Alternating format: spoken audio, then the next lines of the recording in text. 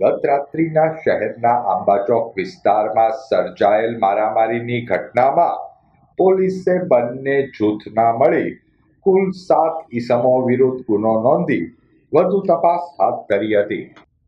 બનાવ અંગેની પ્રાપ્ત વિગતો મુજબ બંગલા સોડાની દુકાન ધરાવતા રફીકભાઈ ભતાણીની દુકાનની સામે સ્પીકરોની પેટીઓ રાખેલ હોય, જે પેટીઓ દુકાનની સામે રોડ સાંકડો હોવાથી અડચણરૂપ ન થાય તે માટે રફીકભાઈ ભતાણીએ પેટીઓ અંદર રાખવાનું કહેતા આ સ્પીકરની પેટીઓ હટાવેલ ન હોય.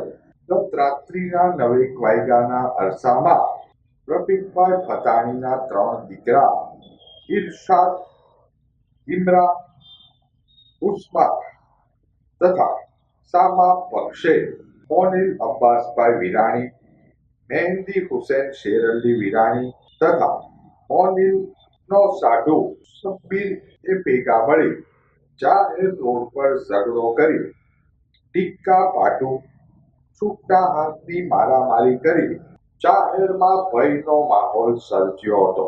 બનાવ અંગે પોલીસે કુલ 7 ઈસમો વિરુદ્ધ ગુનો નોંધી વધુ તપાસ હાથ ધરી હતી.